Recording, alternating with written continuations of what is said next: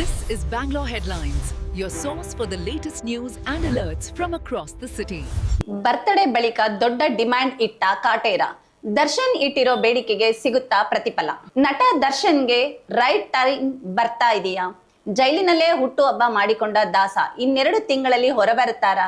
ಇಂಥದ್ದೊಂದು ಚರ್ಚೆ ಚಾಲ್ತಿಯಲ್ಲಿ ಇರುವಾಗಲೇ ದಚ್ಚು ಮಾಡಿರೋ ದೊಡ್ಡ ಡಿಮ್ಯಾಂಡ್ ಒಂದು ಈಗ ರಿವೀಲ್ ಆಗಿದೆ. ಆ ಡಿಮ್ಯಾಂಡ್ ಏನು ಅಂತ ಕೇಳಿದ್ರೆ ಈ ಕಾಟೇರ ಆದಷ್ಟು ಬೇಗ ಜೈಲಿನಿಂದ ಹೊರಗೆ ಬಂದ್ರು ಆಶ್ಚರ್ಯವಿಲ್ಲ ಅನ್ನಿಸುತ್ತೆ. ಹಾಗಾದ್ರೆ ಕೊಲೆ ಆರೋಪಿ ದರ್ಶನ್ ಇಟ್ಟ ಬೇಡಿಕೆ ಏನು ನೋಡೋಣ ಬನ್ನಿ.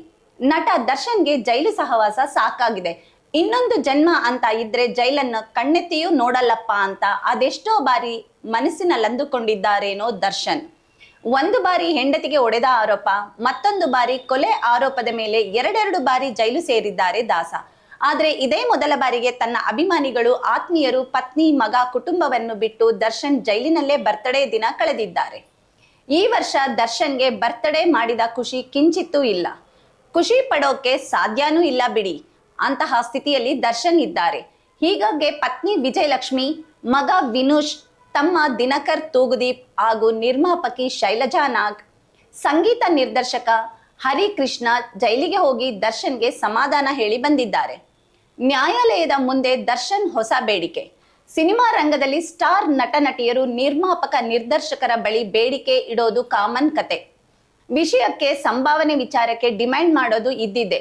ಇದನ್ನೆಲ್ಲ ದರ್ಶನ್ ತನ್ನ ಸಿನಿ ಕರಿಯರ್ನಲ್ಲಿ 10 ಹಲವು ಬಾರಿ ಮಾಡಿರ್ತಾರೆ. ಆದ್ರೆ ಈಗ ವಿಷಯ ಅದಲ್ಲ. ಆದಷ್ಟು ಬೇಗ ರೇಣುಕಾಸ್ವಾಮಿ ಕೊಲೆ ಕೇಸ್ನ ಟ್ರಯಲ್ ಮುಗಿಸಲು ಡಿಮ್ಯಾಂಡ್ ಮಾಡುತ್ತಿದ್ದಾರೆ ದಾಸ. ನಟ ದರ್ಶನ್ ತನ್ನ ಹುಟ್ಟುಹಬ್ಬದ ಬಳಿಕ ಒಂದು ತೀರ್ಮಾನಕ್ಕೆ ಬಂದಂತಿದೆ. ಏನಾಗುತ್ತೋ ಆಗ್ಲಿ, ಬೇಗ ಆಗ್ಲಿ ಅನ್ನೋ ಹಂತಕ್ಕೆ ಬಂದಿದ್ದಾರೆ. ಹೀಗಾಗಿ ನಟ ದರ್ಶನ್ ಕೊಲೆ ಪ್ರಕರಣದ ವಿಚಾರಣೆಯನ್ನು ಬೇಗ ಮುಗಿಸಿ ಅಂತ ಕೋರ್ಟ್ಗೆ ಮನವಿ ಮಾಡಿದ್ದಾರೆ. ಆರೋಪಿಗಳನ್ನ ಜೈಲಿನಲ್ಲಿ ಇಟ್ಟು ಸಾಕ್ಷಿಗಳನ್ನ ಕೋರ್ಟ್ ಕರೆಸದೆ ಪ್ರಾಸಿಕ್ಯೂಷನ್ ಉದ್ದೇಶಪೂರ್ವಕವಾಗಿ ಟ್ರಯಲ್ ವಿಳಂಬ ಮಾಡುತ್ತಿದೆ. ಪ್ರತಿದಿನ ಟ್ರಯಲ್ ನಡೆಸಲು ಪ್ರಾಸಿಕ್ಯೂಷನ್ಗೆ ಸೂಚನೆ ಕೊಡಬೇಕು. ವಿಚಾರಣೆಗೆ ನಾವು ಸಿದ್ಧರಿದ್ದೇವೆ ಎಂದು ದರ್ಶನ್ ಪರ ವಕೀಲ ಸುನೀಲ್ ರಿಂದ ಸೆಷನ್ ಕೋರ್ಟ್ಗೆ ಅರ್ಜಿ ಸಲ್ಲಿಕೆ ಆಗಿದೆ.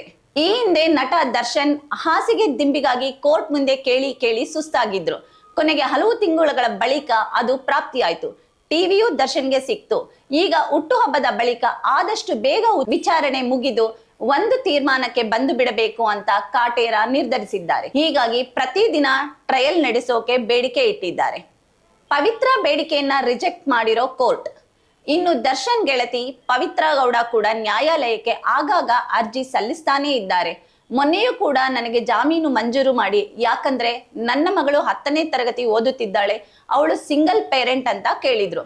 ಆದ್ರೆ ಕೋರ್ಟ್ ಹಿಂದೆ ಮುಂದೆ ಯೋಚನೆ ಮಾಡದೆ ಪವಿತ್ರ ಅರ್ಜಿಯನ್ನು ರಿಜೆಕ್ಟ್ ಮಾಡಿದೆ. ಈಗ ದಾಸ ಕೇಳಿರೋ ಬೇಡಿಕೆ ಈಡೇರುತ್ತಾ ನೋಡಬೇಕಿದೆ. Subscribe channel for latest update.